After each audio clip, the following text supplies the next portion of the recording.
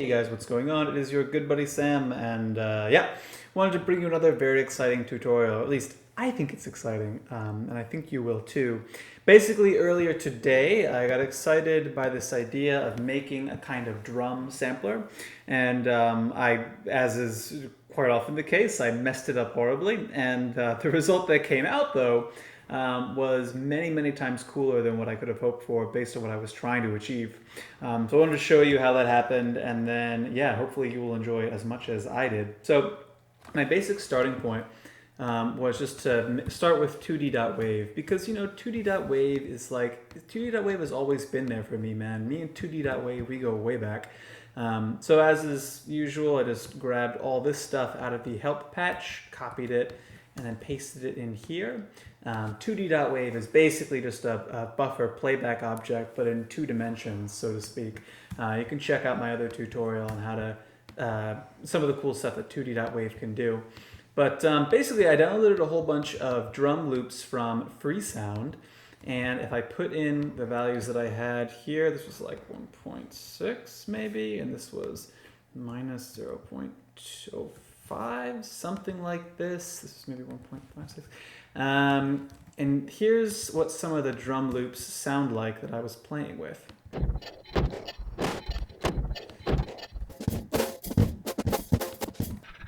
Dude, I love the way that 2D.wave gets its hands on a sound, and it just like, no matter what you do, it comes out this glitchy, soupy, wonderful mess.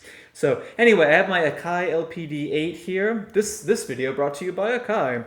And I wanted the drum pads here to trigger to switch the buffer.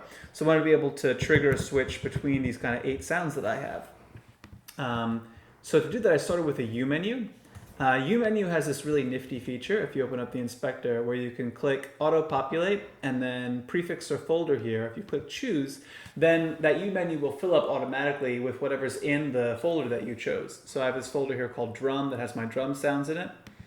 And now you can see it's got the name of the file in there, which has all this stuff on it because it's from Freesound. But I can just grab one of these, and the middle outlet here will report the sound. So or the file name. So if I replace this to say replace $1, then when I pass the message through here to the replace, it will be replaced with replace whatever the name of the file is, and that message will go to buffer, and buffer will fill up with some new exciting sounds. So I bring this back up.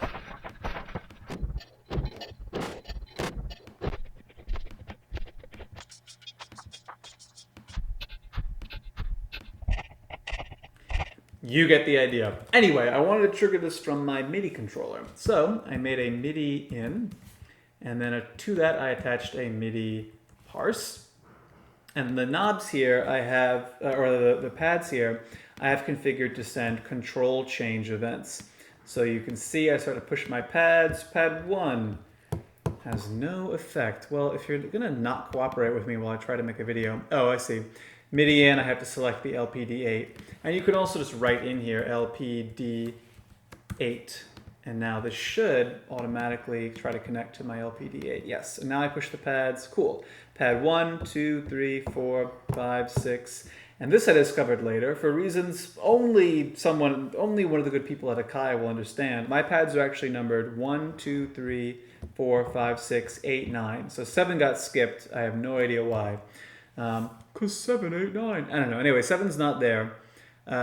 So to make this work the way I wanted, I did strip note because this is sending both notes on and notes off, and I'm not interested in the note offs. And then split 8, 9 so that if the number is in the range of 8 to 9, we will subtract 2. Otherwise, subtract 1. Capture that as an integer, and send that up to this U menu. And now I should be able to switch buffers by pushing these pads. So let's get that working.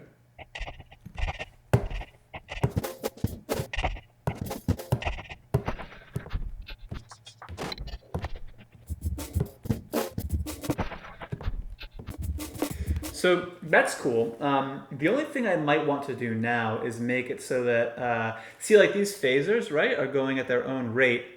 And so when I change the buffer, it sort of switches out from underneath 2.wave which buffer it's reading from, but it doesn't start from the beginning of the buffer. To do that, I have to set the phase of both of these phasers back to 0.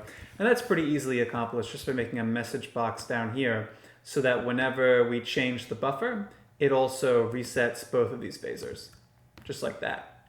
That's why those connections are there. So now I should be able to actually trigger these sounds by pushing the pads.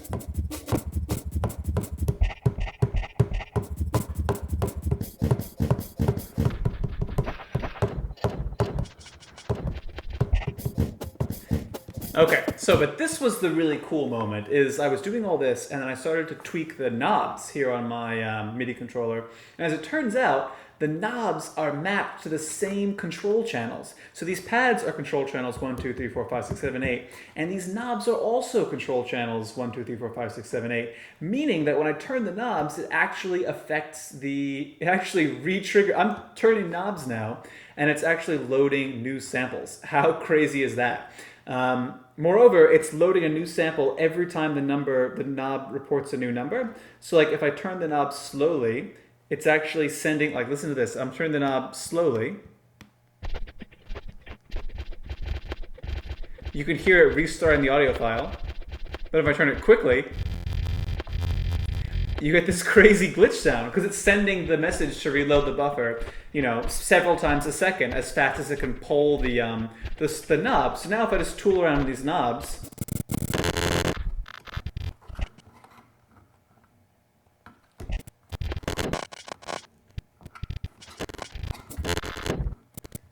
it's this beautiful glitchy soup. You can make it a little bit cooler by filtering for changes here, so that if the buffer doesn't change, it doesn't trigger. If the knob doesn't change, it doesn't trigger a new buffer load. So it will. So just to be totally clear, what's going on here? As I turn a knob now, it will send a message down here to this number box to reset the phasers, but it won't reload the buffer. So we'll have a cleaner glitch, if that makes sense.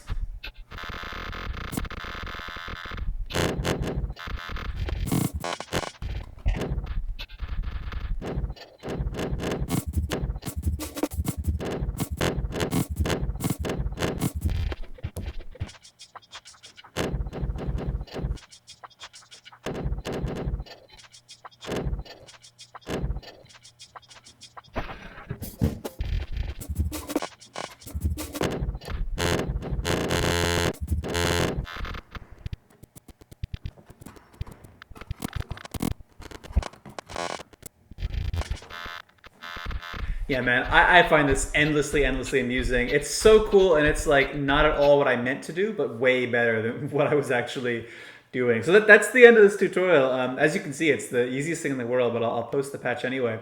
Yeah, enjoy. It's not complicated. It's simple, but it's fun. It's super fun.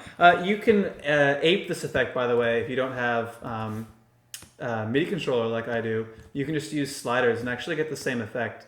So if we have a list, funnel, is it called funnel? Yeah, funnel 8.0, I think. No, 8.1.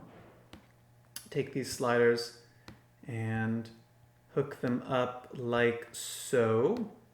Now these sliders are basically acting as stand-in for my, acting as stand-in for the MIDI knobs here.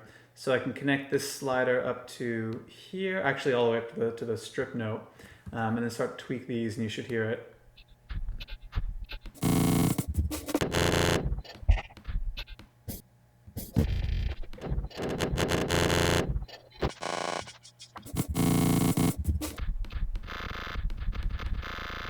Anyway, endlessly fun. So yeah, that's it. That's my little accidental brilliance there. So hopefully you enjoyed that, and yeah, look forward to more stuff coming soon. Thanks again, guys, and take it easy.